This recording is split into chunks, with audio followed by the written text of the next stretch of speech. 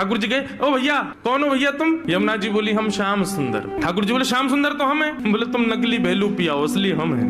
बोले ऐसे कैसे, तुम पे बंशी बजानी आवे? देखो मैं बंशी बजा के दिखाऊं। ठाकुर जी ने बंशी बजाई, उससे बढ़िया यमुना जी ने बजा दी। बोले मेरे पास काली कमली, तुम्हारे पास है? यमुना जी ने अपनी काली कमली दिखा दी। सब प्रकार से ठाकुर जी अपनी वस्तु दिखावें और यमुना जी उसको प्रस्तुत करें। बोले अब कैसे सिद्ध हो कि असली श्याम सुंदर कौन है? यमुना जी बोली मैं एक टेर बजाऊंगा, यदि मेरी टेर सुन के राधा रानी बगल में आके खड़ी है गई तो समझो वही असली श्याम सुंदर, जाके बगल में किशोरी जी आके खड़ी हूँ। अब ठाकुर जी बोले हम तो मान करके बैठे, हमारे बगल में तो आएंगी नहीं, वो इन्हीं के बगल में आएंगी। जैसे ही टेर बजाई श्री जी आने लगी, ठाकुर जी दौड़ करके गए श्री जी के चरण में। आप मैं असली श्याम सुंदर, मेरे बगल में, मैं कभी मान नहीं करूंगा, आज के बाद आप मेरे बगल में बैठ जाओ, एक बार सिद्ध कर दो। श्री जी बोली कौन कौन कहां से आ जाते हैं नकली नकली लोग, असली श्याम सुंदर तो वो। श्री जी गई और श्री यमुना जी के बगल में जाके खड़ी हो गई। अब तो सब गोपियां उन्हीं के चंवर डुरावे, उन्हीं पे इत्र छिड़कावे, उन्हीं पे गुलाब जल अर्पित करें, सिंहासन पे उन्हीं को बैठावे, उन्हीं को भोग लगावे और दूर करे श्याम सुंदर रो में। बोले मैं हूँ असली श्याम सुंदर, जो कहां से नकली आ गया है। जैसे श्याम सुंदर